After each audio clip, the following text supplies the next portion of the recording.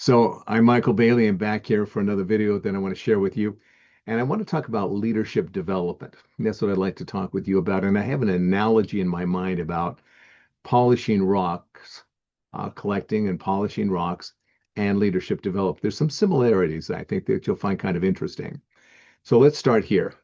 You're going to go out to the field and you're going to start looking for rocks. You can't use any rocks. You're going to find certain kinds of rocks, certain kind of hardness to them, and certain kind of size, certain kind of weight. And you go through and you pick them out. Now, if you don't know anything about rocks, you'll probably pick up a lot of rocks that aren't going to be any good. But with time, with experience, you know which ones will develop or be polished into really fun, fascinating, beautiful rocks, and the ones that are not going to be so good. So you go out there and you do this research and you find the right ones eventually so that you get the right size. It can't be too big, it can't be too small, it can't be too hard, it can't be too soft, can't be too heavy. They're going to be certain kind of size and weight and all that kind of stuff that'll allow them to be polished. So you get them and you get a bunch of them, you clean them up, and then you put them into what's called a barrel, which is basically a bottle. It's a tumbler that you're going to put all these rocks in, and then you put the screw the cap on it. But before you screw the cap on, you're going to put something called grit or it's polisher. And there's all sorts of grit out there, and some of it's not very good. It's not going to work very good, the polishing process. So you can get some grit, but you really want to get the best grit possible. That's what you really want to do. Put it in there, and then you put it all together, and then you let it turn for several hours, maybe 2 or 3 days, in fact. Then you get it out, dump it all out, clean out the barrel, that bottle, clean it all out. Then you clean up all the rocks, clean them individually. Just can't just kind of wash them up, really clean them. See if there's any crevices, any breaks in them, anything. The breaks, the crevices, ones, got to get them out of there. Maybe you'll do something with it later, but they all got to be kind of smooth in the sense that there's no fractures in the rocks. So you put them back in there, more grit put in there, good grit, got to have good grit. Then you turn them again and again for hours, days, and do that several times until they finally get to the point where they're looking pretty good. They're looking pretty good.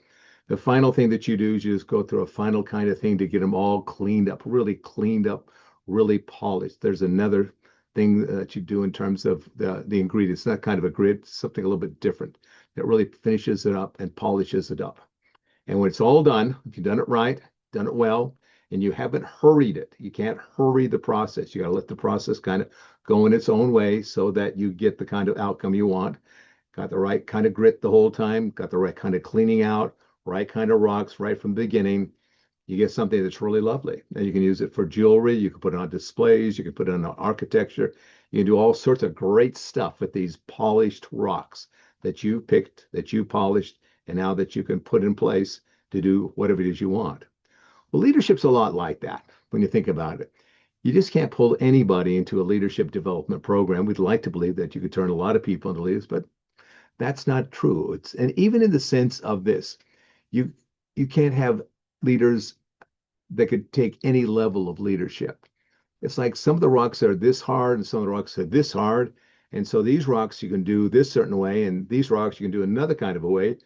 And so there's different levels of hardness of rocks or beauty of the rocks or the long lastingness of a rock. And so when you take a look at leadership developing and say, well, this person looks like they could be operating at this level. This person can go to a higher level. This person can be at a higher level.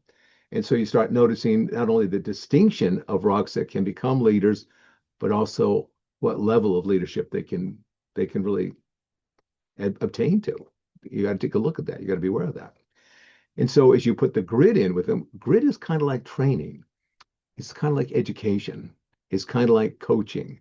It's something that, kind of smooths out the rough spots. It smooths out these different parts of the rock to make them, something that's really beautiful, that functions well. And then you clean it out, clean all the rocks off, and you do it again. There's cycles that you take them through again and again and again to a point where there's these rocks that really emerge at something truly beautiful, truly wonderful, something to look at, something that you would prize.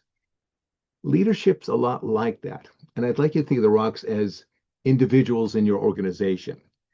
That is definitely an obvious way to look at it, definitely. But I also like you to take a look at it in another way. Look at these rocks as individual kinds of talents that you have as a leader. You have all sorts of leadership talents. Some is going to be more obvious, some that you've developed more. Some may be great talent you're not even aware of, that you haven't developed that much. There may some be maybe some areas that you've been working on this talent or that talent as a leader, but it's not really your forte. It's not really what you're particularly good at. So these rocks, as you go through this process of coaching, helps you find out what are the best talents that I've got. Not only in terms of the organization, those people that are watching at that level, but they really can become leaders at these different levels of the organization, but also within yourself as an individual. What are the best talents that I can really polish, that I can really refine, that I can really take to that next level?